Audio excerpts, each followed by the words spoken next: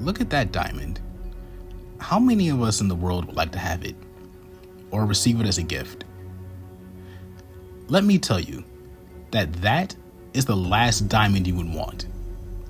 What you're looking at is the Hope Diamond, said to be one of the most cursed objects in the world. It has an extensive history, and with any object that old, it has changed hands several times. But this diamond doesn't have a list of former owners. This diamond has a long list of victims. As you're about to see, the ironically named Hope Diamond doesn't bring much in the way of actual hope with it. The 45 karat steel blue diamond has intrigued the world since its discovery centuries ago. Legend has it that the diamond came from the eye of a sacred idol known as Hanuman, the Hindu monkey god, found in the Kalron River in India. According to the legend, it was taken from the statue by a French adventurer / jewel trader around 1662 named Jean-Baptiste Tavernier and renamed the Tavernier Blue.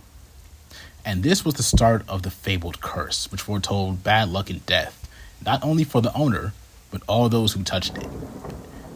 Because, you see, when he took the jewel, upon discovering that the jewel was missing, the priest put a curse on whoever was in possession of the gem. And as I said, Jean-Baptiste Tavernier was the one who took it. And here's where things start to splinter when it comes to Tavernier's life. After returning to Europe in 1668, Tavernier sold the diamond to King Louis of France, who ordered the stone recut. Tavernier wrote extensively about the gem before his death in Moscow, but the following year, he was reportedly dismembered by a pack of wild dogs.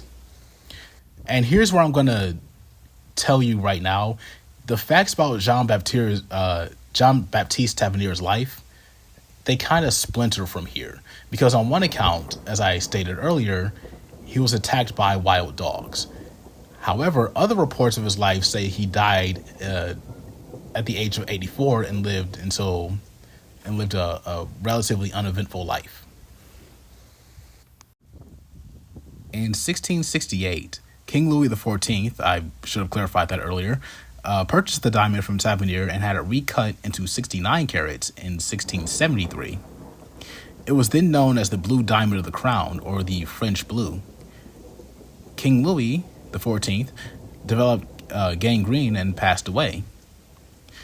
The jewel's master cutter and court jeweler, Sieur Patel, recut the Tavernier Blue to enhance its beauty with 63 new facets that brought it to the aforementioned 69 carats.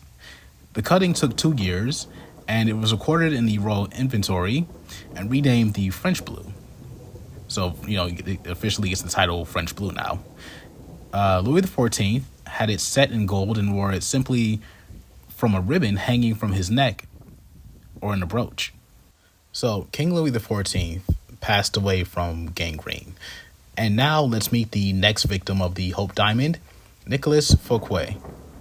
Nicolas Fouquet was believed to be the real man in the Iron Mask. He worked for King Louis XIV and was said to have worn the diamond for a special occasion. Shortly after this, he fell out of favor with the king and was banished from France and then sentenced to life imprisonment. Fouquet spent 15 years in the fortress of Pignerol. Moving on to yet another victim, Marie Antoinette, who inherited the French diamond. After King Louis XIV's death, Louis XVI and his spouse, Marie Antoinette, inherited the French Blue Diamond. Louis XVI was guillotined during France's turbulent political era, and his wife met the same fate 9 months later. Some say their death was the result of the Hope Diamond's curse. While King Louis XVI and his wife, Marie Antoinette, were imprisoned after the outbreak of the French Revolution, the crown jewels were put in a warehouse, publicly exhibited, and then, in September 1792, stolen over the course of 5 days. It's at this point where I have to say that if it were just 1 or 2 people, I might just kind of write it off as coincidence. But this the Hope Diamond's curse keeps picking up steam, and its next victim is Marie Louise, Princess of de Lamballe. She was a member of Marie Antoinette's royal court and her closest confidant.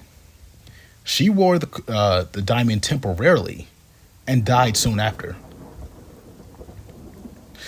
So, going on to yet another victim of this curse, Wilhelm Fels, 1791. And he was responsible for recutting the 45 karat blue Hope diamond. And as I alluded to earlier, the diamond was stolen during the French Revolution and recut. Wilhelm Fels was a Dutch jeweler and responsible for cutting the 115 karat diamond to the 45 karat blue diamond that we see today. After it was cut, he suffered ill fate when his son allegedly stole the diamond, murdered his father, and then took his own life. And then there was a big gap of time where the Hope diamond disappears for a while. And it reemerges in London in 1812. And it was renamed the Hope Diamond after the Hope family who owned it for most of the 19th century. It stayed in the Hope family until descendant Lord Francis Hope sold it in 1901 to pay off the debts of his lavish lifestyle. Francis bet badly on horses and business enterprises. He lost his fortune, his wife, and after a series of court cases, was allowed to sell the Hope Diamond to Joseph Frankel's Sons and Company. Frankel and Francis Hope both died in poverty, and some believe this was because of the Hope Diamond's curse. The Hope Diamond was again sold at a bargain price to other diamond dealers coming into the Cartier brothers in Paris. It's at this point I should mention that the man who sold it to the Cartier brothers ended up driving his car off of a cliff.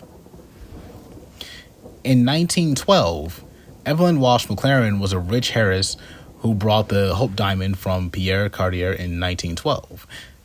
There are stories that she affixed the diamond to her dog's collar. Her ill fate began when her mother-in-law died, and her son died at the age of 9. Her husband left her for another woman, and later died in a psychiatric hospital. Her daughter died of a drug overdose, and Evelyn eventually had to sell her newspaper, the Washington Post. She died owing huge debts. Evelyn's surviving children sold the diamond to a famous jeweler in 1949. In 1958, the jeweler donated the 45 karat diamond to the Smithsonian Institution, sending it through the U.S. mail for $2.44 in postage and $155 in insurance. In 1958, James Todd is the next person who comes into possession of the Hope Diamond. And while no harm comes to him, the poor, unfortunate mailman who delivered the diamond to the Smithsonian had a truck accident shortly after. And in another accident, the same mailman suffered a head injury. And if that wasn't enough, his house burned down. Now, if you're that curious, the Hope Diamond is on display at the Smithsonian National Museum of History in Washington, D.C., housed in the National Gem Collection of the Harry Winston Gallery. But honestly, after researching the history of this diamond, I don't want to go anywhere near it. I don't want to touch it, personally. Now, as I said before, one or two people I can dismiss as coincidence, but this gem has a long list of unfortunate luck, to put it lightly. And that's all for today. What do you think about the Hope Diamond? Will you be seeking it out? Would you want it? Would you want to own it? And now I'm going to do the usual YouTube stuff. Please like and share this video. I really do appreciate the likes and the growth I've seen. Yeah. I really do appreciate the likes and the growth that I've seen. So, like this video, check out my state-by-state paranormal series. Check out the other videos on my channel. And until next time, all the best. Peace.